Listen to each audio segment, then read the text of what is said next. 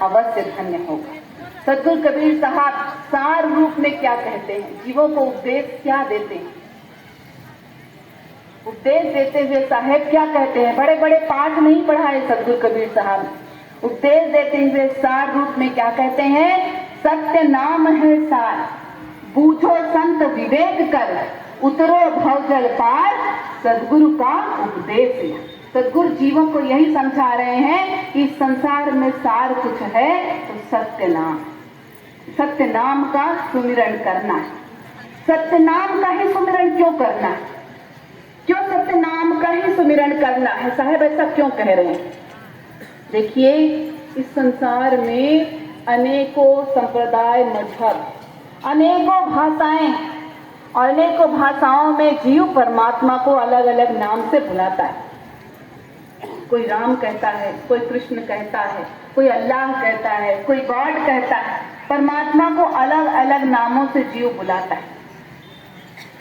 अलग अलग नाम से बुलाने से भले उनके नाम अलग हो जाएंगे, परंतु वो परमात्मा तो अलग अलग नहीं हो गए। साहब कहते हैं, भाई रे दुई जगदीश कहाँ से आया, कहो कहाँ से नाम धरा। वो परमात्मा तो एक है, अजर है, अमर है, अविनाशी है। वे दो कहाँ से हो गए? वे तो एक ही हैं। उनका नाम अलग अलग हो सकता है, परंतु वे परमात्मा तो एक ही।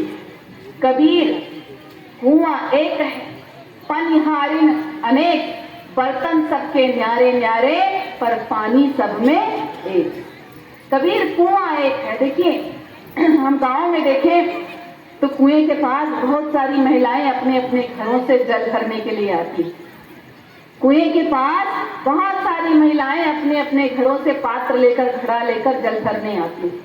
अब अगर वहां पर वो आपस में लड़ने लग जाएं कि मेरे आकार विशेष के बर्तन में भरा जल जल है, तुम्हारे आकार विशेष के बर्तन में भरा जल जल नहीं है, तो हम कहेंगे क्या मूर्खता है। आपस में उनकी लड़ाई को शांत करने बैठ जाएं। जो वे लड़ रही हैं कि मेरे बर्तन में भरा जल जल है, मेरा बर्तन गोल है, गोल बर्तन में भरा जल जल है, चौकोर बर्तन में भरा जल जल नहीं होता है, तो हम उन्हें समझाने बैठ जाएंगे कि क्या मूर्खता कर रही। बर्तन का आकार अलग अलग हो सकता है, परंतु उसमें भरा जल तो एक ही है। उनकी मूर्खता पर हम हंसेंगे, उन्हें समझाने जाएंगे, परंतु वही मूर्खता तो हम अपने जीवन में भी कर रहे हैं। वही मूर्खता तो हम अपने जीवन में भी कर रहे हैं। स्वयं पर क्यों नहीं हंसते?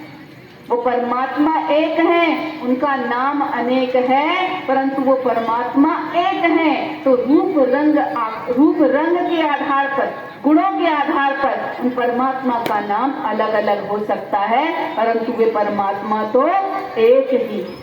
जैसे कोई पानी को अम्बू कहता है, कोई तोय कहता है, कोई वारी कहता है, कोई नीर कहता है, कोई वाटर कहता है, कोई जल कहता है। पर ऐसा तो नहीं कि इतने सारे नाम लेने के कारण पानी अलग अलग हो गया, कहीं काला, नीला, पीला, हरा, सुनहरा। ऐसा तो नहीं होता है। उसका रंग तो एक ही होता है, वो पानी तो पानी ही होता है। उसका नाम अनेक होता है, परंतु पानी तो पानी ही होता है। वैसे ही वो परमात्मा है, वो एक है। गुणों के आधार पर, रूप के आधार पर उनके नाम अनेक हो सकते हैं, परंतु वो परमात्मा तो एक ही है।